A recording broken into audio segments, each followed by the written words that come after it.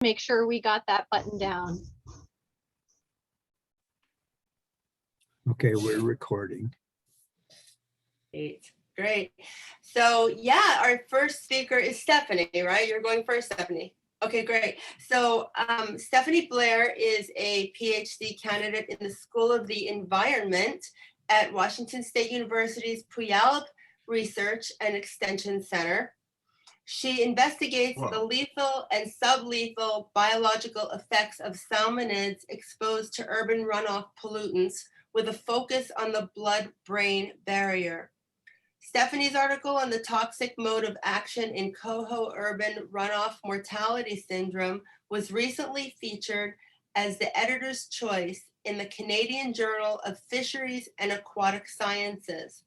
She's a member of the Sault Ste. Marie tribe of Chippewa Indians in Michigan and Nome Eskimo community in Alaska.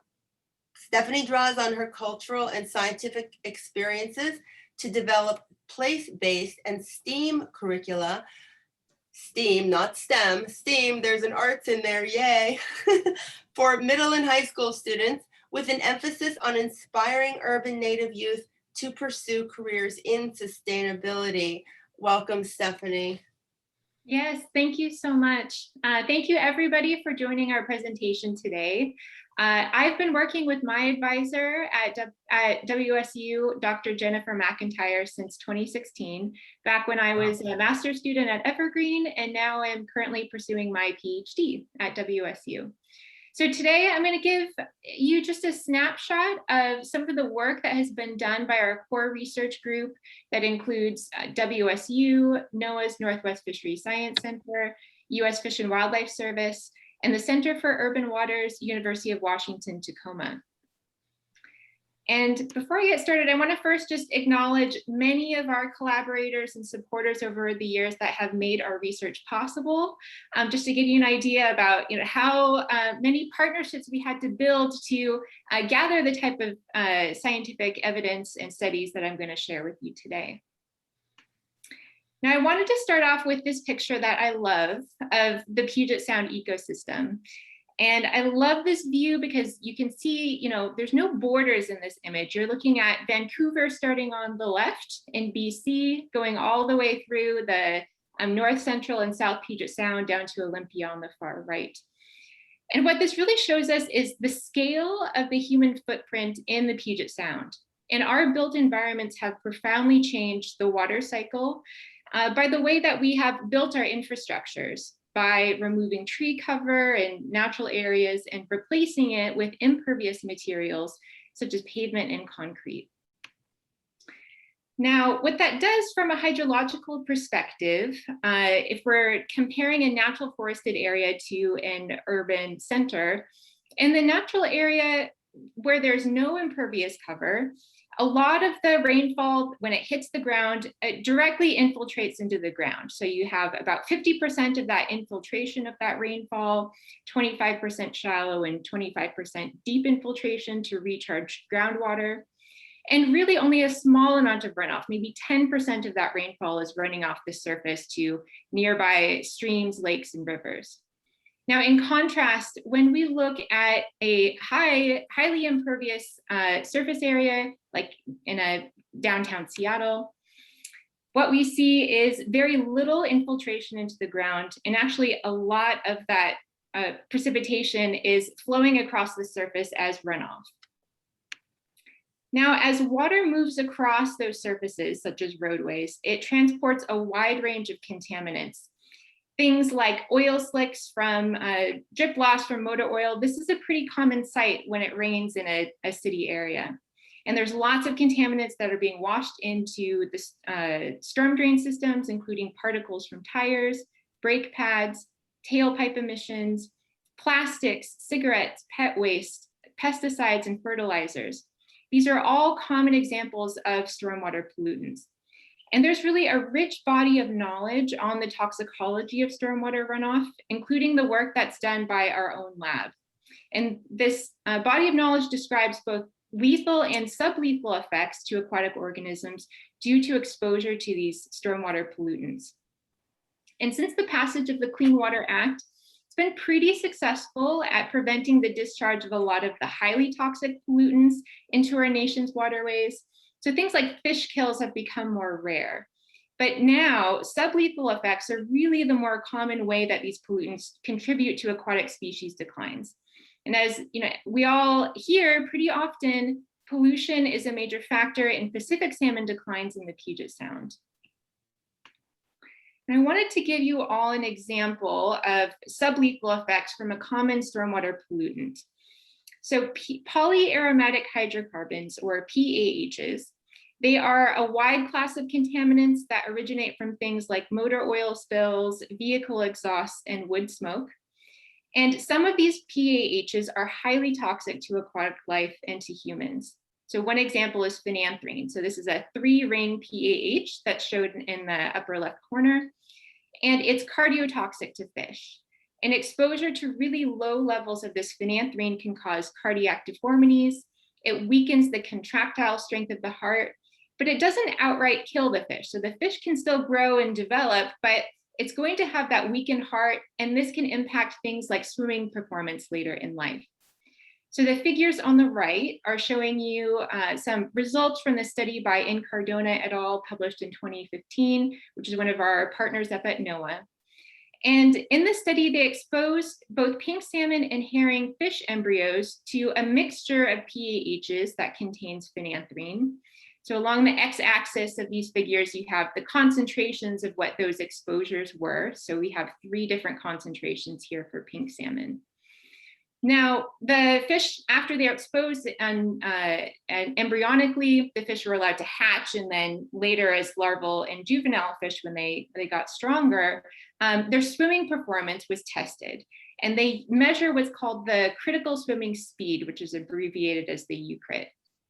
And what this data is showing you is that when the pink salmon were exposed to concentrations as low as 15 parts per billion, or micrograms per liter, we see an effect on that swimming performance. It decreases compared to fish that were exposed to the lower concentration.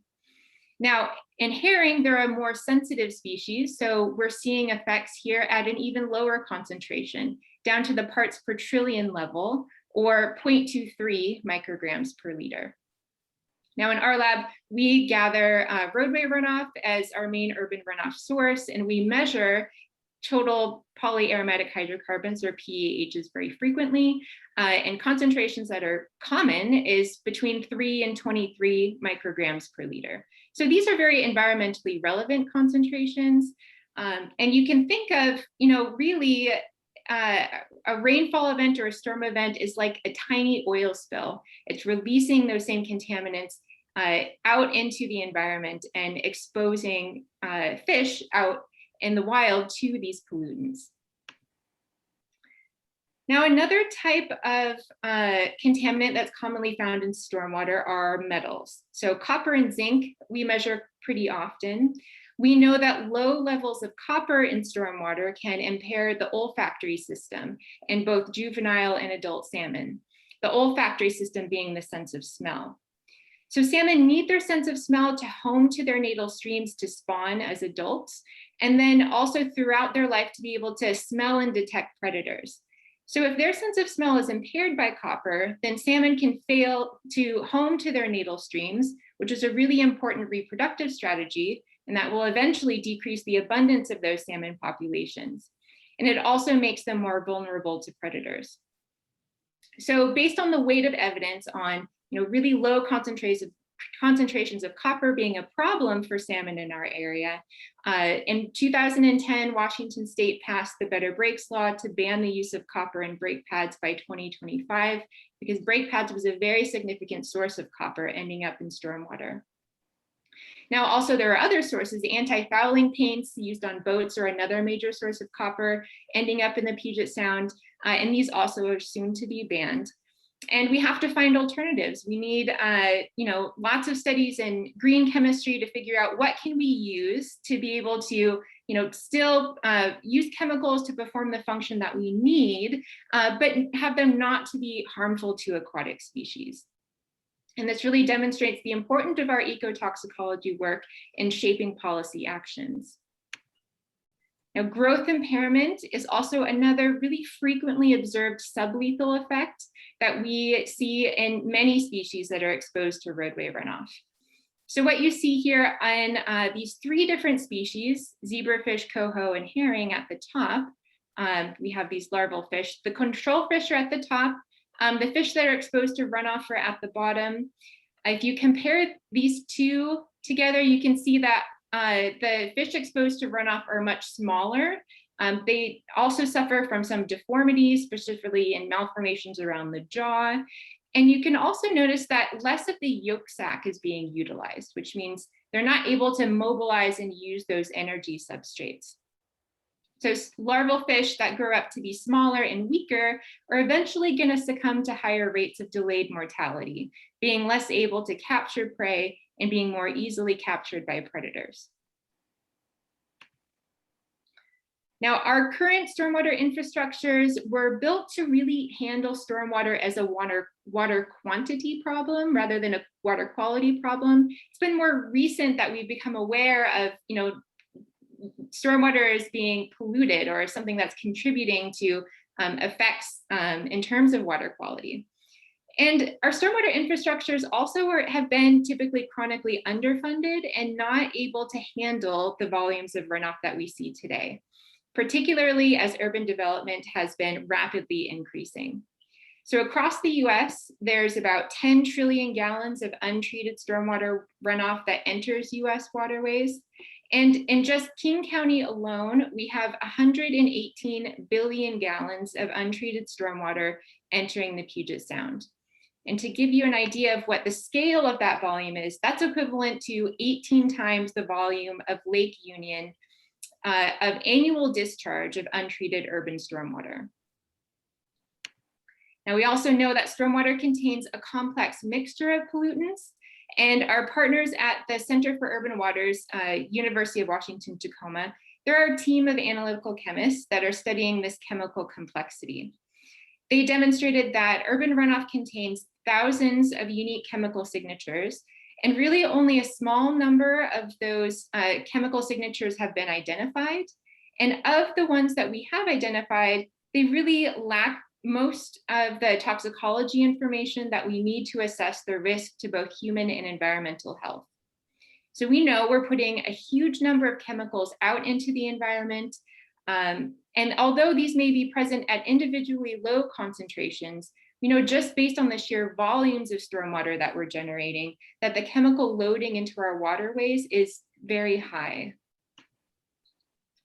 Now, so I want to talk about the lethal effects of urban stormwater runoff, which is the main focus of our lab, that's been responsible for these recurrent die-offs of pre-spawning adult coho salmon. And our team of researchers at NOAA, WSU, and the US Fish and Wildlife Service have been researching this phenomenon for the last couple decades. It really came to light around the 1990s when coho salmon were returning to restored salmon habitat sites in several urban creeks around the Seattle area. And it was obvious that these fish were dying before having the chance to spawn based on the high egg retention in the female carcasses, which you see pictured here. Now at the time, anecdotal evidence linked these die-offs to rainfall events. And there was a lot of intense water quality testing being done. No known cause of fish mortality could explain these die-off events. So it implicated really unknown contaminants in stormwater as the cause. And this prompted our research group to focus on identifying the chemical responsible for these die-offs and its sources. Now, what you normally would want to see is something like this. So here's a female carcass that's been empty of eggs, indicating this fish had spawned before dying. So many, many hours of volunteer hours were collected with people going out, walking the streams every day, counting fish carcasses, and measuring the pre-spawn mortality rate in many of these sites around the Seattle area. So in this figure, you see pre-spawn mortality rates for a couple of these creeks, Longfellow over a couple of years, Des Moines Creek, Piper's Creek. And here the pre-spawn mortality rate is between 63 and 100%, which is extremely high, particularly when you compare it to the non-urban control site, or Furtzen Creek, which lets us know that the pre-spawn mortality rate should really be less than 1%. And we know that pre-spawn mortality rates this high are very unsustainable. And our partners at NOAA have conducted population models to sort of look at how this impacts population abundance over time, and then also time to extinction for those populations, which is what these two figures are showing you. So in the figure on the left, here, based on this population model, we have years along the x-axis. And on the y-axis would be the adult coho population abundance. And so you can see with a 0 pre-spawn mortality rate, that abundance really stays pretty steady over time. But as we get increasing rates of coho pre-spawn mortality, that abundance drops, and very rapidly when you start considering the pre-spawn mortality rates around 60 to 80%, which is what we're observing in these streams. Now, based on these models, all of the populations above a pre-spawn mortality rate of 10% would go extinct eventually. So in any time between 8 to 135 years. So that threshold of 10% pre-spawn mortality is really important. We want to make sure that overall our coho populations in watersheds across the Puget Sound do not go over that threshold. So our partners at NOAA and US Fish and Wildlife Service did this basin-wide landscape analysis. So they used the data that was collected in the streams from those volunteers looking at pre-spawn mortality rates, and were able to look at what were the predictor variables, what were the characteristics of the watersheds that might be able to predict the pre-spawn mortality rates that were observed. So they found that things like traffic intensity were good predictors, road density, and percent imperviousness. And so these potentially indicate that those are linked to possible sources of what might be driving the stormwater pollutants. But then they also took these landscape characteristics and were to expand it out across the Puget Sound to predict what the pre-spawn mortality rate would be based on those landscape characteristics. So everything that you're seeing in yellow and in red are showing places where coho are at risk of extinction. And so you can see that this is quite widespread over the Puget Sound. It really indicates that we need to be looking at our infrastructures, both in urban areas, but also in surrounding areas too, to make sure that the coho populations are not pushed closer to that brink of extinction. Now, going back to those predictor variables, traffic intensity and road density, an interesting finding from this study was that busier roads, such as highways, were better predictors than residential roads that had lower traffic. And so this really indicated that vehicles might be an important source. And so we tested that by collecting roadway runoff from this stretch of State Route 520 in Seattle that you see at the top. And you can see what that runoff looks like that's being generated from these roadways in the beaker at the bottom. So that really dark color is showing that there's a lot of material coming off of these roads. So when we collected this runoff, I exposed it to adult coho salmon. It was lethal to coho, indicating that vehicles may very well be a potential source of these pollutants. Now we found the same effects in both juvenile and adult coho, and we've been doing most of our exposures with the juveniles because they're easier to raise in the lab, and they help us try to figure out what's happening from a toxicological perspective. It also allows us to be able to test a wide number of Pacific salmon species to figure out, are other species of salmon just as sensitive as coho? Now, what we found is that coho really are the most sensitive. They're the indicator species for this problem. But we do see some mortality in steelhead here and some in Chinook. And although it's not quite the same high rates of mortality that we see in coho, it does raise some cause of concern that there could potentially be some sublethal effects and slight amount of lethal effects that we're seeing there. Now, the species where we have not seen mortality in response to roadway runoff exposure are chum salmon and sockeye. But again, that doesn't rule out sublethal effects.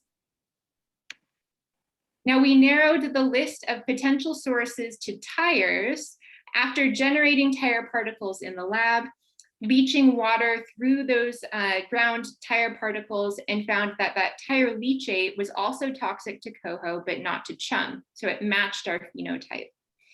Now, we partnered with our team of analytical chemists at Center for Urban Waters that was looking at the water chemistry of the tire leachate. So what you're looking at here in this figure is sort of the process of sifting through what started out as thousands of chemical signatures. So over 2,000 chemical signatures were detected in that tire leachate.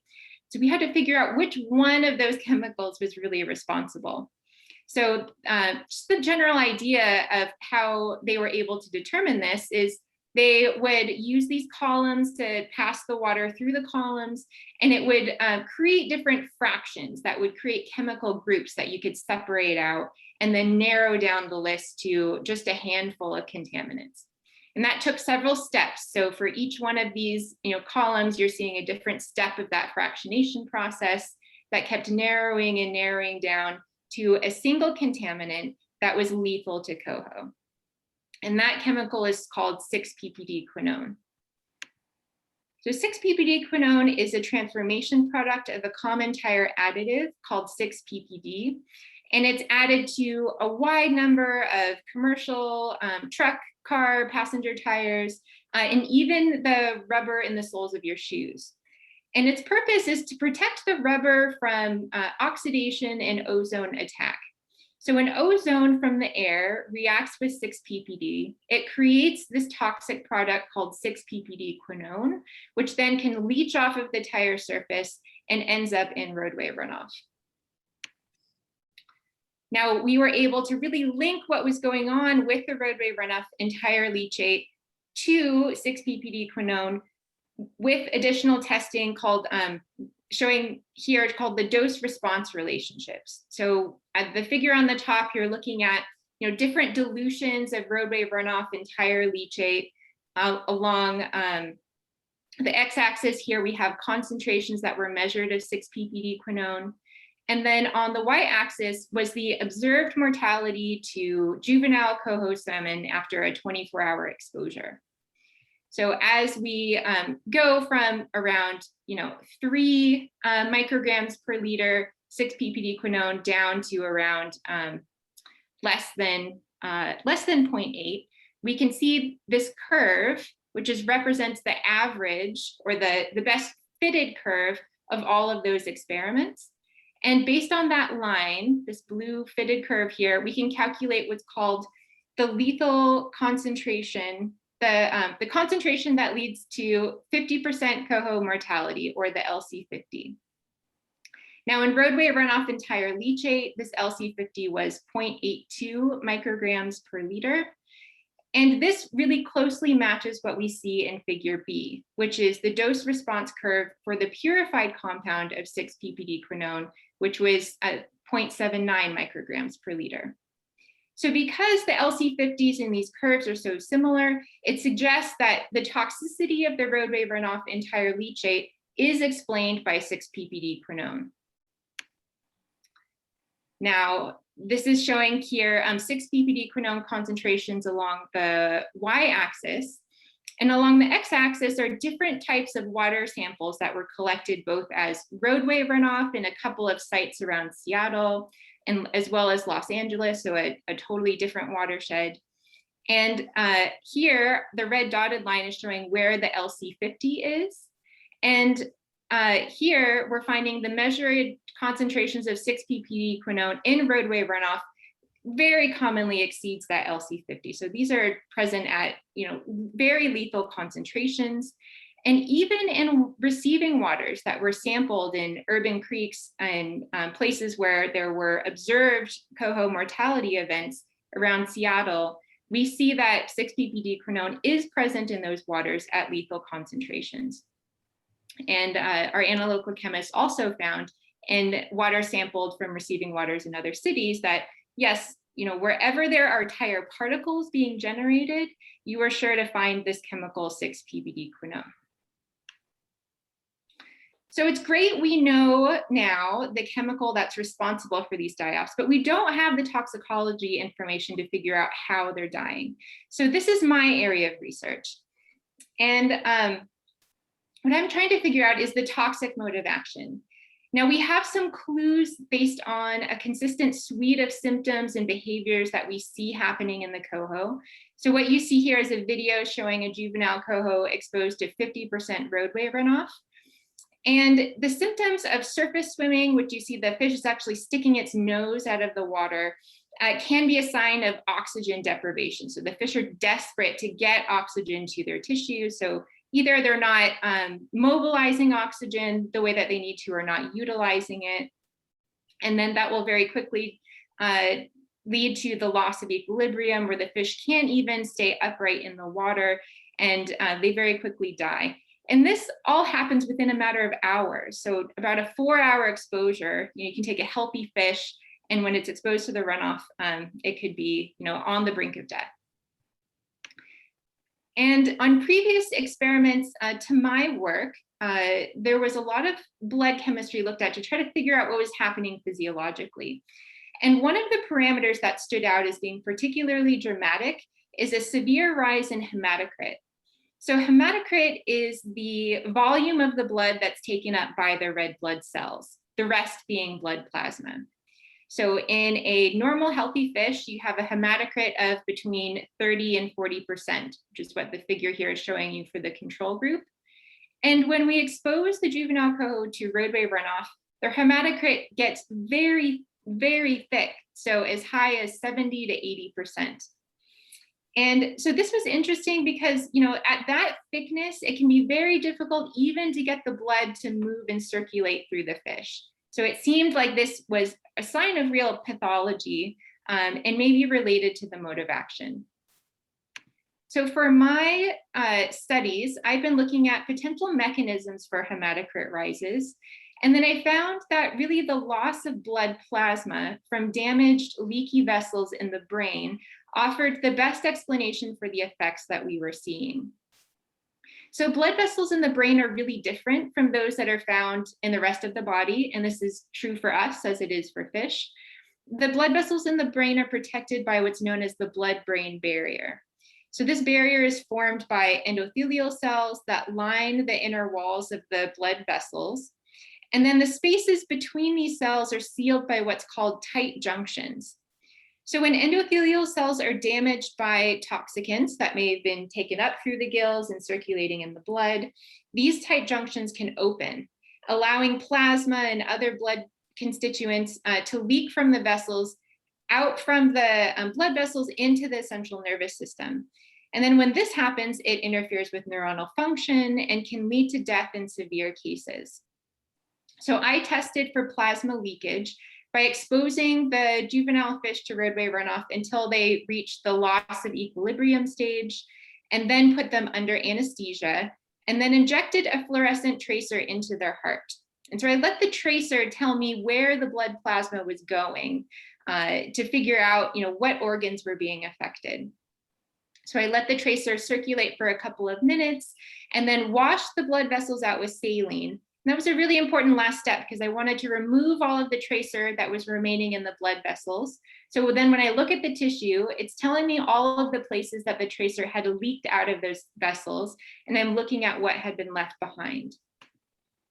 So what you're seeing here are the fluorescence pictures of a fish head. So after the fish were washed out with saline, I then froze the fish in this custom mounting media, and then was able to shave off sections. So what you're looking at is a fish that was cut right down the middle and laying with its nose facing down. And the brain area is highlighted in yellow. And what you can notice right away from the runoff compared to the control fish is that the brain area is just lit up with this tracer, showing that a massive amount of this tracer had leaked out of those vessels and is staying around in those tissues, like it absorbed it like a sponge. And in the control group, we don't see that tracer because the washout step had effectively removed the tracer from inside of the blood vessels in the brain. And so this lack of this porosity of the blood vessels and the loss of blood plasma really seems to be responsible for driving those hematocrit increases that we had noticed in previous experiments.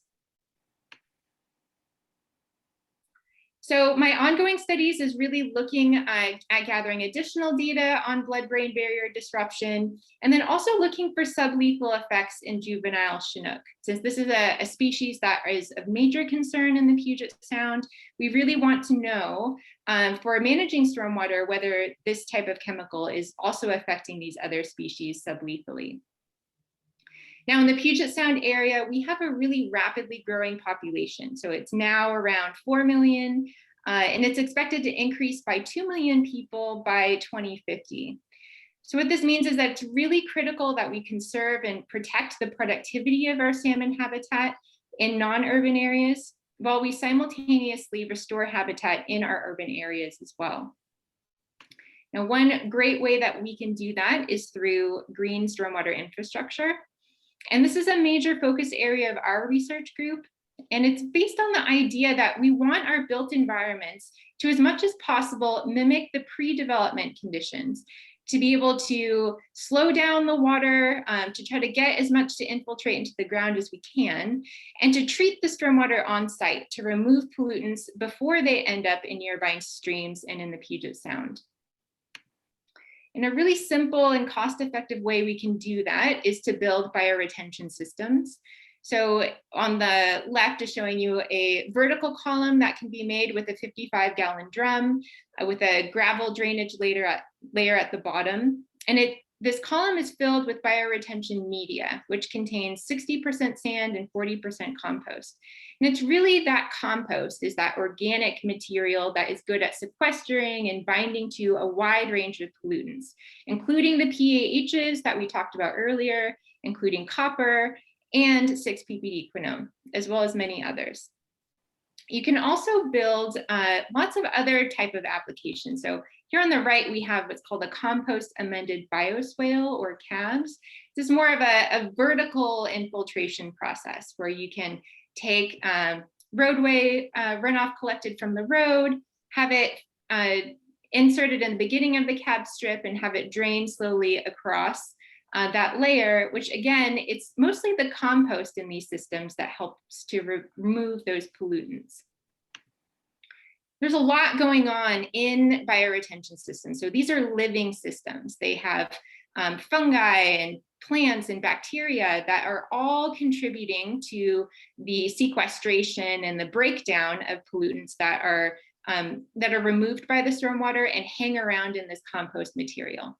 So this is another area of research for our lab. We're sort of looking at what are the mechanisms that are going on that help look at the performance of these systems, trying to figure out, how long do they last, how effective are these at removing metals versus organic contaminants, and trying to figure out how to optimize them to make sure that we're getting the best removal of the pollutants that we're most concerned about.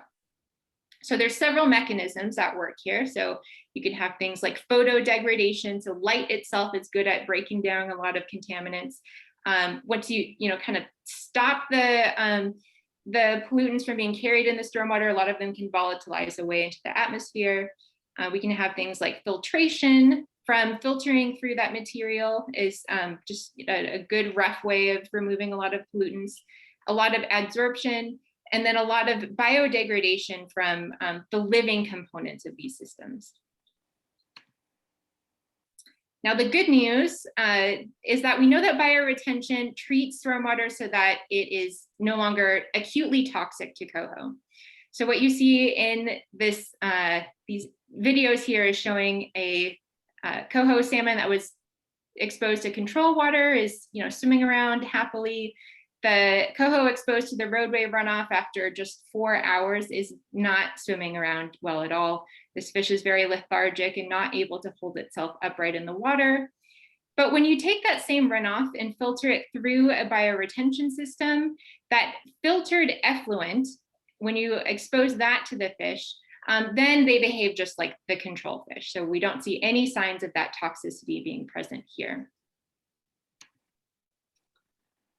So there's lots of ways that we can incorporate green stormwater infrastructures into the design of our homes and in public spaces. But really the most effective tool that we have to implement these infrastructures at the scales that are needed is through policy. And so I'm going to turn this presentation over to Alyssa here next. And she's going to talk to you more about how the Puget Soundkeepers Alliance is working in this area. And so we may have a few minutes for questions. I'll turn that over to the moderator. So thank you so much. That was so super interesting. And wow, you really broke it down really well. As far as I'm concerned, I really feel like we have a better understanding of the cellular level, on the cellular level, what happens to the fish and why. Cindy is asking, is it better to wash your car on grass or at a car wash? Do car washes really clean up the water used? That's a great question. I don't know. I would say probably take them to the car wash. I know that washing them in your home on the grass might be okay, but a lot of that soap and everything can still eventually run off, even through the grass. So taking it someplace that's sort of designed to handle that type of activity would probably be the best thing to do. Do we know what they do though? I mean, how, do you guys know what happens to the water from a car wash? Let me jump in here. Hi, everybody. My name's Alyssa. I'm going to be the next speaker. And yeah, Stephanie's right on. Taking it to that car wash is the way to go. The car washes are required to collect and then treat that car wash water. So all of those chemicals, the oil, the grease, the stuff that's on the car is going to get collected and treated. Whereas if you just let that go into the natural environment, it could end up in your nearby water. Your creeks and your streams. Alyssa, is that national? Is that nationwide? Like you can't run a car wash unless you're cleaning up the residue? That's a great question. I'm not sure how that functions state to state. I work specifically in Washington and I'm familiar with our state rules. I would imagine though that it's pretty consistent. The Clean Water Act does require folks who discharge pollutants to a surface water body of the United States to get a permit. So I would imagine it's pretty consistent across the country, but I can't say for sure. I'm not an expert at the national level. Thanks. Well, any other questions? Donna, you're muted. Yeah, once the fish is exposed to the runoff and at the toxic level, is that the end of the fish, or can they be exposed to? No, that's the end of the fish, huh? Yeah, they're done at that point. We've done some studies where we've exposed them to different durations, for 30 minutes and 1 hour and 2 hours.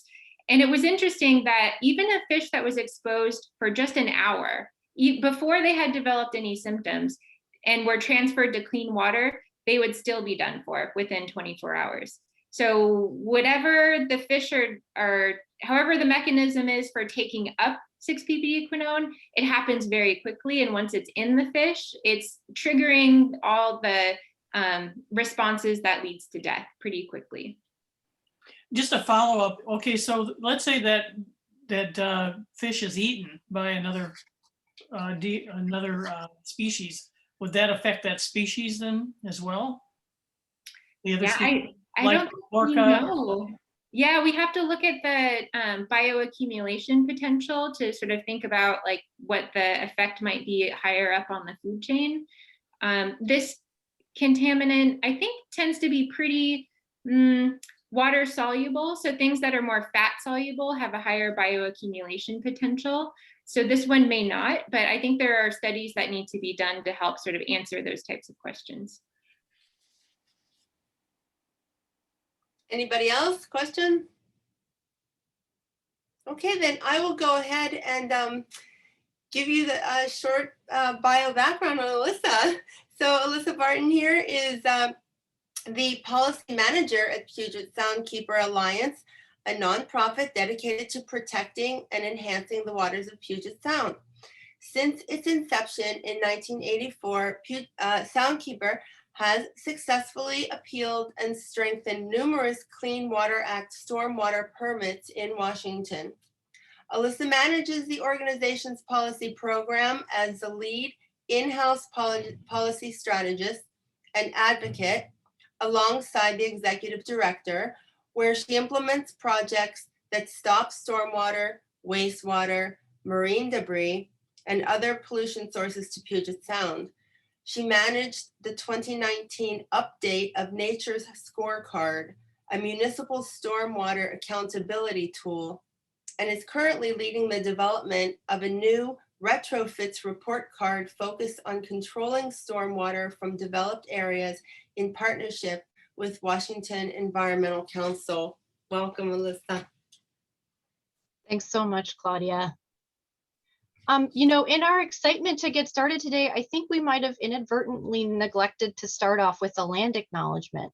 So to better situate ourselves before moving forward, I guess everybody, if you'd please just join me in a tribal land acknowledgement.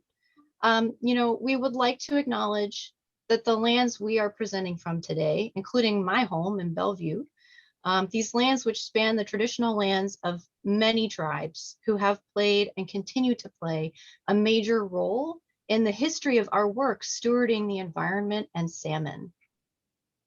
We honor and pay our respect to our Indigenous neighbors who have protected and preserved these lands and waterways since time immemorial, and who continue to do so today in the face of ongoing environmental injustices and systemic discrimination. So thank you. I'm going to go ahead and share my screen. Let's get that started. And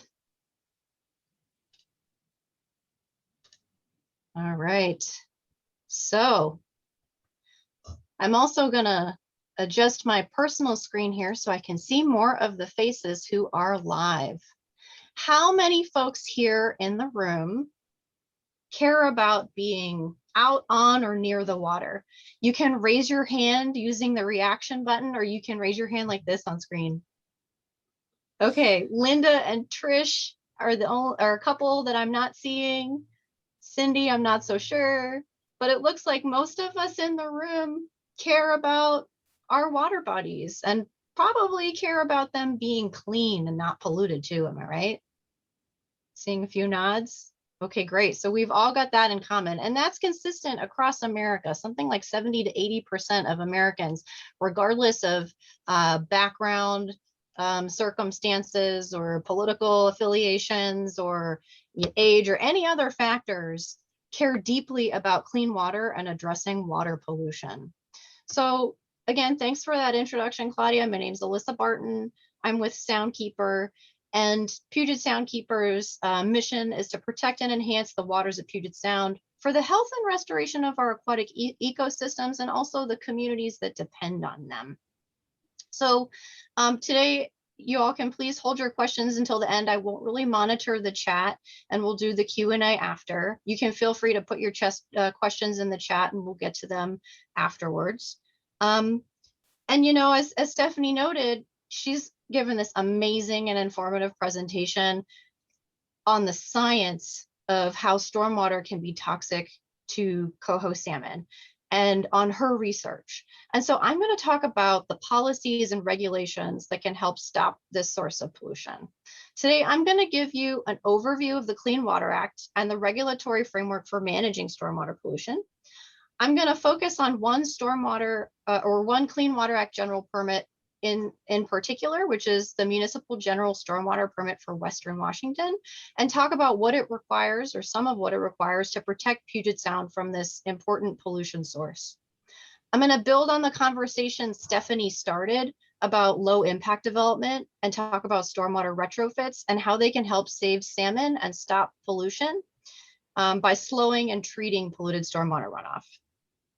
I'm going to talk about a project I'm working on right now at Soundkeeper, which Claudia mentioned, a retrofits report card, and we'll close out with what you all can do to help work on this issue, because all of us have a part to play.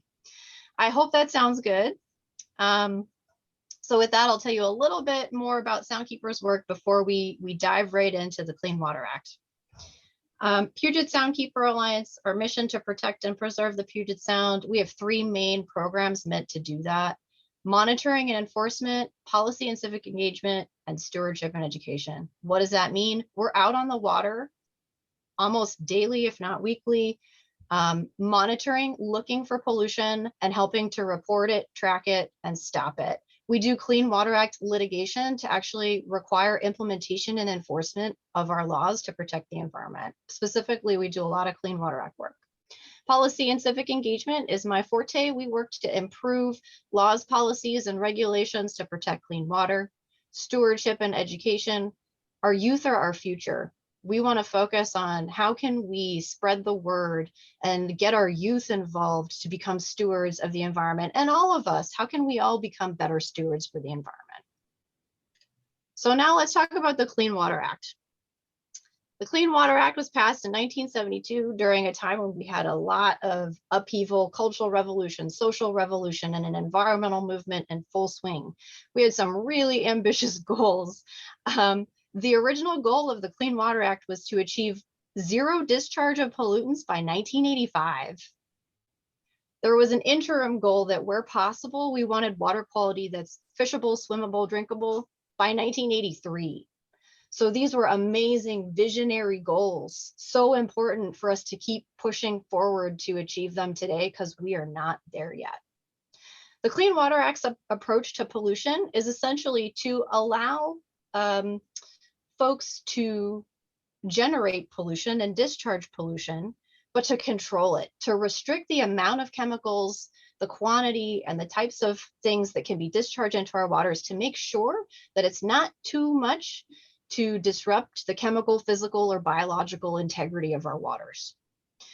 So they devised a permitting system. A key component, and the main thing I'm going to focus on today for the Clean Water Act, is the National Pollutant Discharge Elimination System. This is the NPDES acronym, NPDES permit system, that is the foundation for our work for regulating pollution. This permit system requires that dischargers of pollutants implement both technology-based and water quality-based limits on the pollutants they're discharging to protect water quality and human health. There are 2 types of permits: individual permits and general permits. An individual permit is tailored specifically to a facility with unique characteristics, whereas a general permit is a broader permit that applies to a whole class of permittees and is going to have more general terms and conditions. In Washington, we have a general permit controlling municipal stormwater runoff, which is what I'm going to talk about today.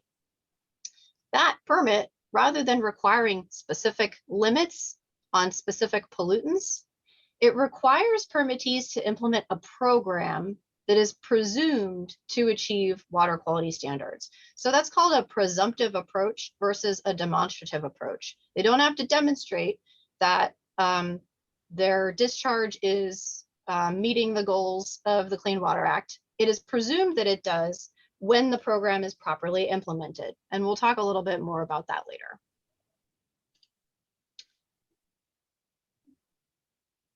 So in Washington State, the Department of Ecology has the authority to implement the Clean Water Act. The EPA delegates its authority to the states when they prove they have a sufficient program in place that meets the requirements of the Clean Water Act. So the Washington State Department of Ecology has that authority. And in 1995, they developed the first permit for permittees. And this permit applied to what we call Phase 1 permittees. Phase 1 permittees include the areas on this graph that are in blue background. Unfortunately, the key didn't copy over. This is a chart from EPA or from the Department of Ecology. And the Phase 1s are the big guys in blue. So Snohomish County, King County, Pierce County. We've got Seattle, Tacoma, Clark County, not pictured here. They met certain population requirements. Unincorporated counties with a population of over 250,000 people and urban cities with over 100,000 people were originally permitted as the phase 1 permittees here in Washington State back in 1995. In 2007, for the first time, Ecology decided to add these other guys or these other municipalities. And I'm moving my arrow around on the screen. Hopefully you can see these areas that are shaded in green. All in all, I think there's about 82 permittees now. The phase 2s were those smaller municipalities that first got their permit in 2007, and Ecology has a dual approach. The phase 1 permit got started sooner and has a bit more stringent requirements because it's been in effect a lot longer, more than a decade longer than the phase 2 permit. The phase 2 permit is separate. Now, Soundkeeper and our partners have advocated for some time that we need to combine this permit into one and just have the same requirements across the board for all these municipalities. And Ecology says that in time they're going to do that. But for now, we've still got this 2 permit system where we've got phase 1s and phase 2s. Now, the Clean Water Act requires that permits get updated every 5 years. So every 5 years is an opportunity to drive forward the requirements to control polluted stormwater, to make them stronger, to protect clean water even better. And that is what we try to do. So at Soundkeeper in 2007, we and our partners at People for Puget Sound engaged in a permit appeal of the municipal general stormwater permit to make it stronger. And we were able to resolve that appeal successfully in 2008 and 2009. We appealed both permits, phase 1 and 2. And what was it all about? Stephanie was talking all about low impact development and bioretention, and how bioretention can stop or filter out the toxic chemicals in stormwater that are killing coho salmon. Well, we've known that for some time. You know, that this research has been around for a while. And we know that low impact development is really the best available science that ought to be required to control stormwater pollution. And that's a requirement under the law. You've got to use the best available science and all known available reasonable technology to control pollution. And so we made that argument, and the Pollution Control Hearings Board agreed and required the Department of Ecology to take steps in both the phase 1 and phase 2 permits to require low impact development. There were more stringent requirements for phase 1s. Ecology needed to rework its permit to require phase 1s to update their municipal code to require low impact development. They gave more time for the phase 2s, being newer municipalities. So ultimately what that meant is that by December of 2016, all of our Puget Sound municipalities were required to update their municipal code, their regulations, to require that new development, redevelopment, and new construction use low impact development principles. So great, right? Like, we need to be doing this. We need to be doing this for our development. So quick reminder, low impact development and what it looks like. This is a sort of a broad categorization of what low impact development looks like. And this is what we used for the nature scorecard tool that I'll be describing shortly.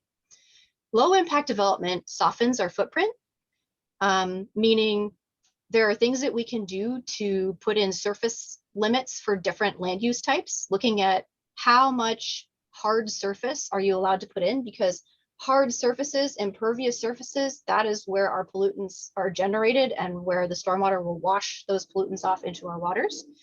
Building with care, how can we protect native plants and soils during construction? Improving filtration, just like Stephanie was talking about with bioretention and permeable pavement.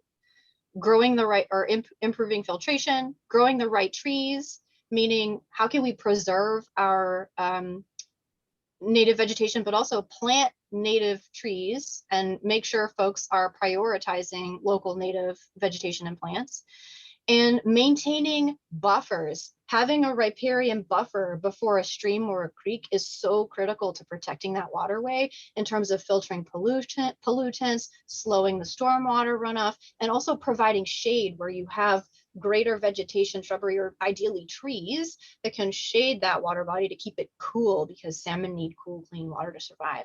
So these are 5 types of low impact development and what that can look like. So there are so many benefits that LID, or low impact development, can bring to our communities. They're all listed here: flood control, groundwater recharge, habitat restoration, improved water quality, and greening our communities. I mean, this really has proven scientific benefits for our mental and physical health, and of course can help us stop or slow or prevent urban runoff mortality syndrome. Importantly, I think, you know, a consideration on the other side is that we need to be cautious that when we're making these investments, we're not causing displacement of these existing communities. When you start greening communities and investing in communities and improving them, sometimes you can start attracting different demographics into that community and change the underlying makeup of communities and cause displacement, which is a concern that we need to be watching out for in terms of policy. So, as I mentioned, the municipal permittees were required to update their codes by the end of 2016 to adopt low impact development as the preferred and commonly used approach to development. But we found out the Department of Ecology wasn't actually going to track this. They weren't going to be able to check in on all the municipal codes to go through it to see if it had been done, and they weren't requiring specific evidence of that being done. So we decided to go ahead and do it. Puget Soundkeeper and our partners at Washington Environmental Council took it upon ourselves to develop a multi-year project called Nature Scorecard. Website's at the top of the screen if you feel like checking it out. And we spent a lot of time combing through the 82 plus municipal, Puget Sound specific. We didn't look outside of Puget Sound. Puget Sound municipal codes to see, did they require different low impact development techniques? And this is where you see those 5 buckets that I mentioned previously. This is how we developed a grading rubric to determine if LID was being adopted. And the rubric includes those terms I was using: softening our footprint, building with care, improving filtration, etc. And so if we found that the code met a certain standard or level of effort, we gave them a check mark. If it didn't, we didn't give them a check mark. So this snip on the screen shows our initial results from 2016. And as you can see, 15% failed to meet the permit requirement. That was really upsetting to learn. But about half had made updates that we thought earned them, 4 or 5 check marks. They did a really good job. Wasn't really as great as we were hoping. So we continued to do outreach, do some public engagement, sent alerts to our members in communities that hadn't earned any check marks, ended up ultimately pursuing a legal challenge against a municipality that completely failed to hit the mark because there was no other way to convince them. And between the first version that you're seeing a snip of here on the screen and the second version, which we just updated in 2019, we saw about a 20% improvement. We saw a lot of municipalities taking steps to improve their codes. And we actually worked with some of the municipalities to help write the code and work with some of their experts, because some municipalities were, oh, we just didn't realize, or we weren't sure how to do this. Can you help us? And so we sat down and helped do that. So we definitely saw an improvement between the first and second iteration of our scorecard, and both are online for you to check out and to see how your community did, because I'm sure there's folks in the room from various communities, and this snip on the screen does not show you the full picture. It doesn't show all the communities or what happened when we updated it in 2019. So you should definitely check that out. So major components in the stormwater permit. Oh my goodness, there are so many. What's in the current 2019 permit and how does it regulate stormwater? I don't want to overwhelm folks today. The focus of where we're looking is this section S5. As I mentioned earlier, general permits require permittees to adopt a program to address a problem. This S5 section contains a lot of subsections with all the different things that are required: illicit discharge detection and elimination, line cleaning, inspections, and outreach and education that the municipality has to do in the community. But really, the key feature here in terms of our conversation about toxics and salmon is controlling runoff from new development, redevelopment, and construction. That section that's highlighted, S5, C5 in the phase 1 permit and S5, C6 in the phase 2 permit, that's where that LID requirement lives. And there's another requirement under S5, C7. It's only for phase 1s. Phase 2s don't have a solid requirement here yet. When we talk about low impact development for new development, that's excluding some development, right? Because the requirement is for low impact development, when we're doing new development, redevelopment, and new construction, okay, you got to use low impact development. But some areas around Puget Sound are already 90+% built out. So what are we doing there? That is where the term structural stormwater controls becomes relevant. This is an ecology term. You could also say retrofit. Some folks might be familiar with the term retrofit. When you retrofit something, you're going in and upgrading it and fixing it. So the structural stormwater controls section is going to be key because we have to address runoff from our existing paved surfaces. These paved surfaces are the problem. They're the pollutant collection system that just ends up transmitting via stormwater right into our waters. So we need to be adapting LID by retrofitting our built out areas. So what is a retrofit? Similar to LID, we've got some examples here where you're going in, you're tearing up existing pavement. You see at the top, I put the acronym SSC, Structural Stormwater Control. We could just call these retrofits. Over here, you see a regional facility, top left corner. It looks like kind of a rain garden over here. You've got some bioretention going on this beautiful pathway. Bottom right, detention storage. This is going to collect stormwater and allow solids to settle out to the bottom, and also going to control the flow of this stormwater so it doesn't overload. When you get a huge flush of stormwater coming into a creek for the first time, it can bring a ton of chemicals with it, and it can also cause erosion, and it can cause scraping of the gravel beds in rivers or streams that can destroy salmon redds. So better to control it and slow it.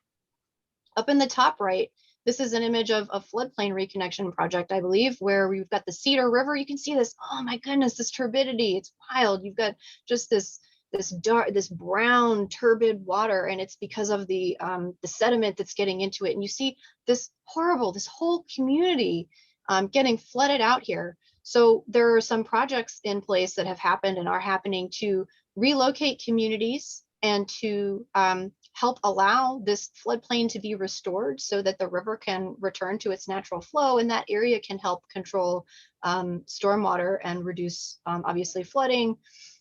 And other systems down here, bottom left, we've got bioretention, and we've got here, and where you can see my mouse moving around, there's a parking lot with curb cuts. So you've got little cutouts in these curbs where the flow from this parking lot can flow here and then get treated. So these are all forms of retrofit projects. But what's actually legally required in the permit? I mentioned there is a requirement in the phase 1 permit. Well, phase 1s have had a requirement to consider retrofitting since 2007, and they were required to include it in their programming subsequently. But until 2019, there was no specific minimum requirement for how many retrofits municipalities had to do, or how much water they needed to treat using retrofits or control using retrofits. There was no specific requirement on what is the baseline level of effort that these municipalities need to do to retrofit their built out areas. They were required to consider retrofitting and to do retrofits and to report on what they were doing. But to our knowledge, to my knowledge, and folks at Soundkeeper and others, there's been no comprehensive assessment yet of what have the phase 1 permits actually done, how many projects have they done, and where have those projects been done since they've been required to do retrofits. So interestingly, in the 2019 new municipal general stormwater permit, For the first time, the Department of Ecology did set a minimum level of effort for those phase ones, those bigger municipalities, to achieve. They developed a point system. So essentially, the Department of Ecology didn't want to say you have to do X number of these specific types, or, you know, because one size doesn't necessarily fit all for each municipality. You've got really big counties where you've got more rural areas, and then you've got smaller cities where you've got really dense urban areas. So one size doesn't necessarily fit all. So the Department of Ecology decided to create a point system where these different projects that are listed on the left and right, like flow control facilities, low impact development BIPs, each type is going to be awarded a certain type of points, and they developed a whole system to help calculate those points. And those phase one permittees are required to achieve a certain point level. They're supposed to do like 225 design and construction phase and 75 completed projects in this current 5-year permit cycle. Now, we took a look at this permit, and we didn't really think the permit went far enough for a couple of reasons. So this slide demonstrates some of the issues that we've seen with implementation and strengthening the permits over the years. It notes the 2007 appeal that we and our partners brought at Puget Sound, where we were able to get a favorable pollution control hearings board decision that we have to use low impact development for new development, redevelopment, new construction. And then it also shows our 2019 challenge, because we did decide to legally appeal the current 2019 municipal general stormwater permit. We didn't think that ecology went far enough. One issue that we had was the approach to requiring low impact development. We felt that more low impact development requirements should trigger for permittees or for developers when they're doing new construction and new development. In terms of requiring stormwater management action plan implementation, essentially what this means is that the new permit in 2019 requires phase ones, those bigger municipalities, to prepare a stormwater management action plan. Phase twos also have a requirement around this. But in the 5-year permit cycle, the permittees weren't required to implement the plan. They were required to develop a plan to do retrofits, but then they don't actually have to do it. And we felt, well, 5 years is long enough time that you ought to take some steps to actually start those projects. Another claim that we raised in our case is that the smaller municipalities should be required to have some baseline retrofit requirements, just like the phase ones. And the final requirement is that we were really concerned about the enforcement piece of the permit. Section S4 of the Municipal General Stormwater Permit, it requires permittees, so our counties and cities, to self-report if they've violated the permit.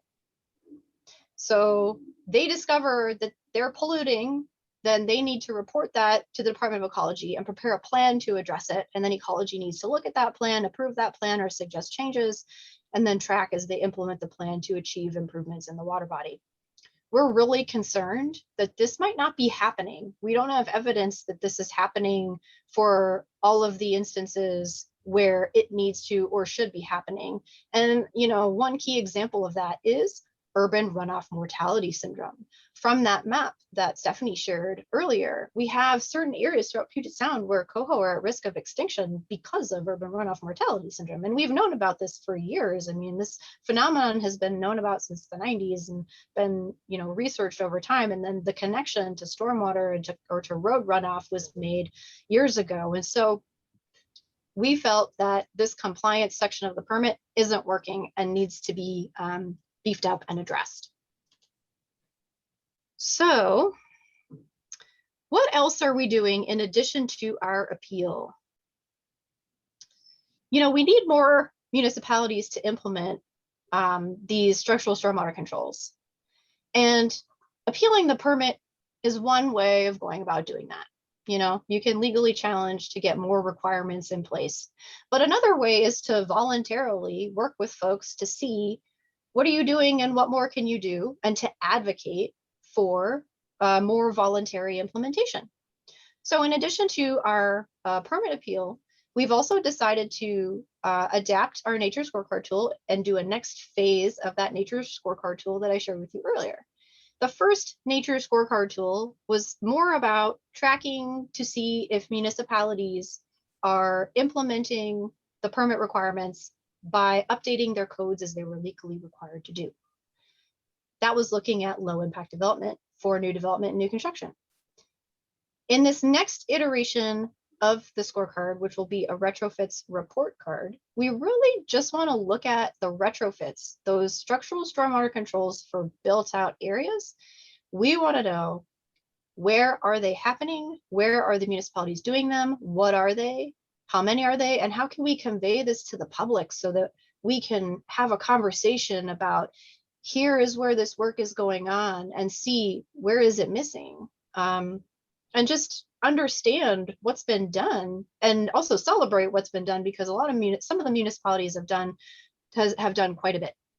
So we hope to look at the progress that phase ones have made in implementing retrofits in their jurisdictions. We also want to look at whether phase twos have made some steps forward here, because some of them have, and they don't have a requirement yet, but it would be good to know what they've already done and share that. We want to also look at how equitably are these retrofit projects being implemented. How is equity being considered? Where are these investments being made? Are we prioritizing certain communities over others? And how are municipalities approaching developing their programs, as well as their individual projects, to include community, to include an equitable process, getting input and addressing community concerns? And then we want to encourage municipalities and advocate for them to go above and beyond existing requirements. So our ultimate goal is to equitably increase the use of these retrofits or structural stormwater controls by municipalities in order to ensure the most impactful water quality improvements, and also address the disparate impacts of pollution on the most overburdened communities, because we know nationwide and in Seattle and Washington that certain communities have experienced a lot of environmental injustices. They suffer more from pollution, water pollution, air pollution, toxic pollution in sediment, and in soil. It is a reality, and we need to redress it. Excuse me, Alyssa, I had to interrupt. We're going to have to start wrapping up so that we have time for some questions if there are some. Sounds great. I'll just take maybe 3 more minutes. Sure. Does that sound okay? Great. Sure. So what are some other things we do, and how can you get involved?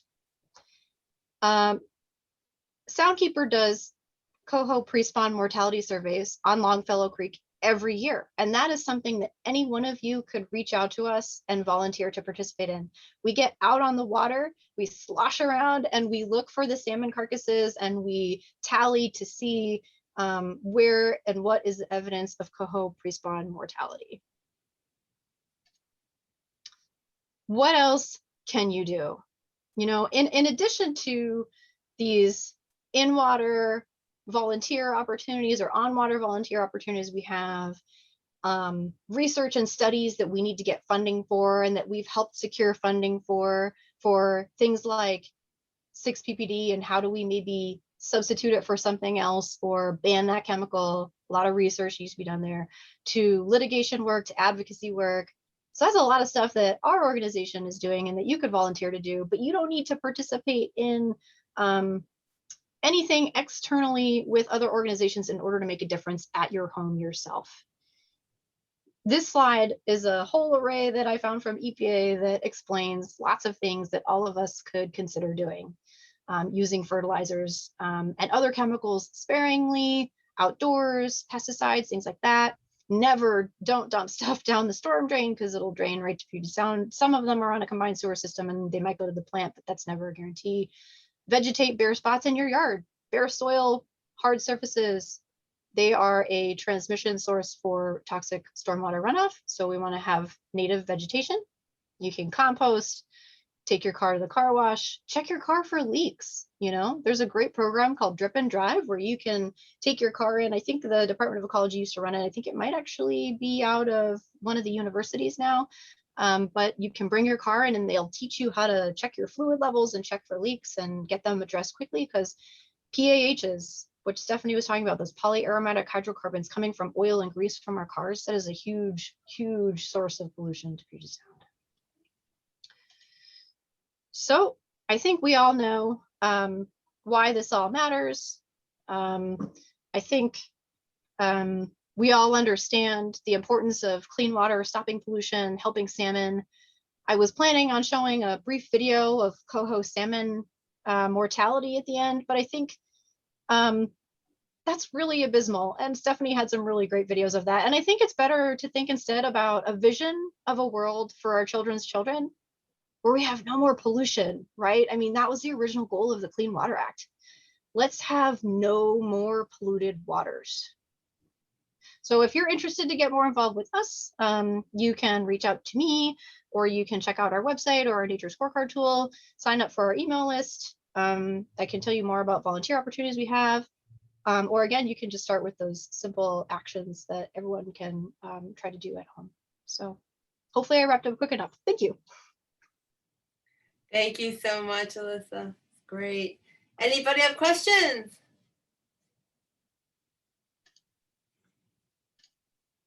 Oh, Steve, you're muted. Yeah. Could you stop sharing so we can see everyone? Yep. There you There go. we go. Anybody? Oh, I see Donna.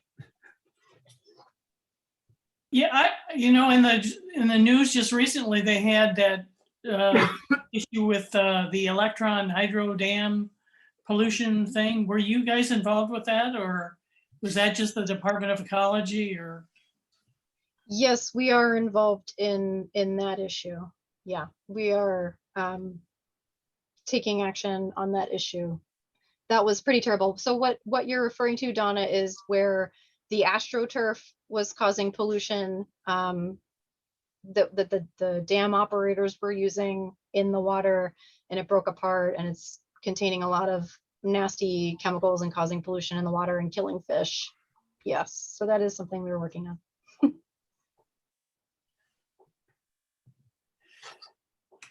the other thing is that Nature's Scorecard, is that regularly published, or is that just a website that people can look at? Because I think that could put public pressure on people or on communities, that don't score really well on it. So I'm just wondering how that's handled. Yes, thank you. Yeah, we have published twice so far. We did the original in 2016, an update in 2019. We will update it with the retrofits report card piece by the end of this year, and TBD as to whether or how frequently we'll continue updating the underlying Nature Scorecard tool. But I absolutely agree with you. It has been a great advocacy tool. It helps folks understand what's being done in their community. So anyone can go there and use that tool and say, oh, why did we only get 2 check marks?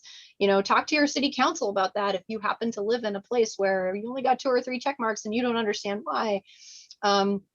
We have used the tool for that, and it can be used for that, and hope that it will be in the future. We're hoping that when we update it to talk about retrofits, then it can help launch that next conversation about how can we tear up existing pavement and hard surfaces and start better filtering the stormwater runoff from our existing developed areas. Because a lot of places, they were developed before the 90s. There's older infrastructure that is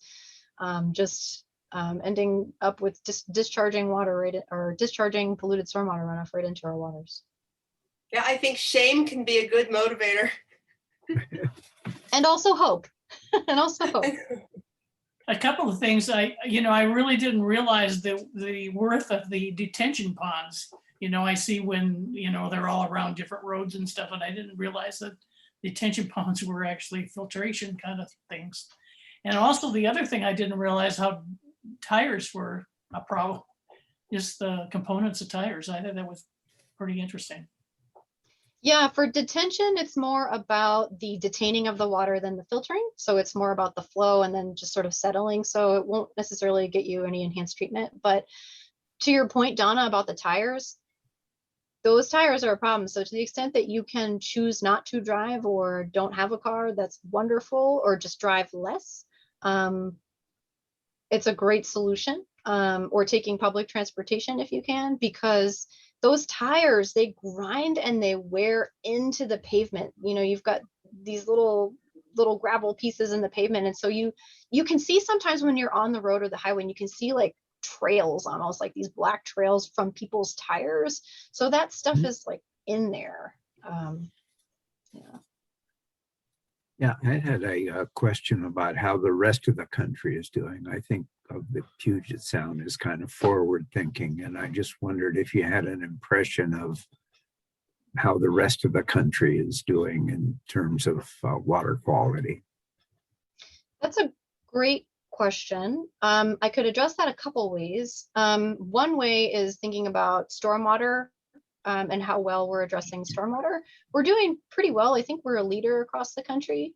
There's a tool that I've looked at and really enjoyed and benefited from reading. The American Society of Civil Engineers publishes a stormwater and wastewater infrastructure report card.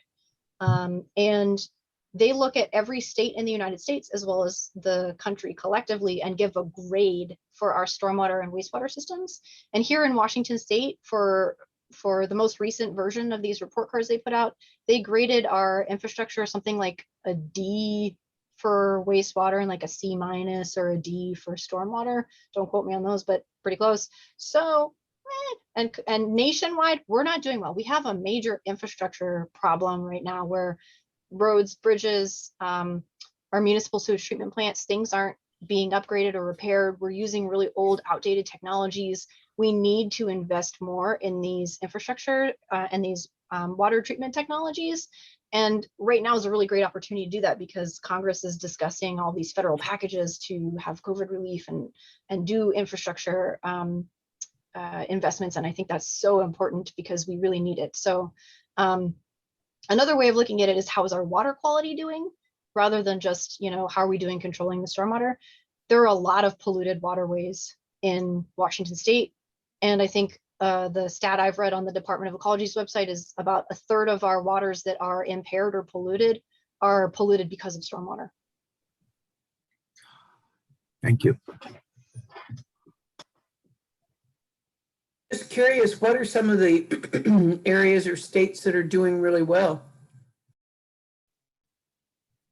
Great question. I think Washington is doing pretty well in comparison to other states.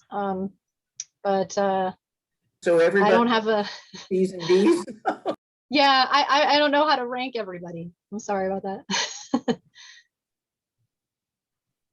My guess would be, I mean, from what I've learned today and from what I've known before, my guess would be, that the less populated Northwest Montana, Idaho, they might be doing a bit better just because there's less population and a lot of water. No. Less hard surfaces? Well, and just because there's less hard surfaces doesn't mean they're doing better with what they've got, but I wouldn't want to speculate.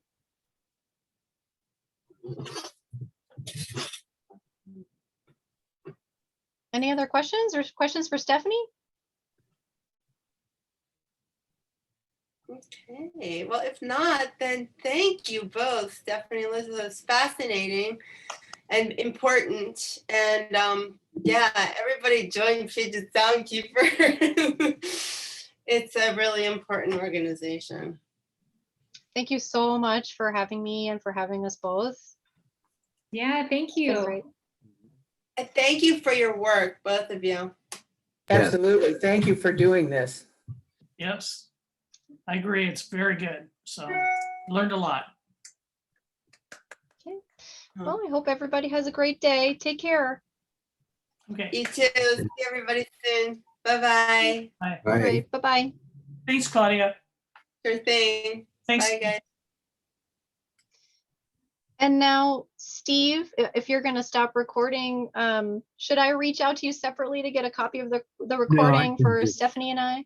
Well, what I can do is I'll put it in my Google account and let everyone see it, and then you can play it from there, or you can copy it from there to wherever you want it. But I have a lot of space on the web, so you can just leave it there and give the Okay. link to whoever you want to.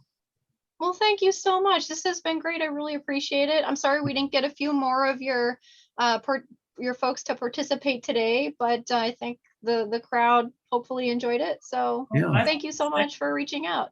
I thought it was excellent. Very good information. Okay. Yeah. Really. Great. No, it was good presentation. And if I can help you with your internet thing, let me know. And Sure, I appreciate that, Steve. okay. At this point, I think I might just need to have a new office computer purchase. We ran a speed test and it's not doing good. I think it's just old. So, Yeah. well, Well, all right, I'll sign off and talk to okay. you I over will email. send you the link. Okay. Okay, Bye-bye. bye for now.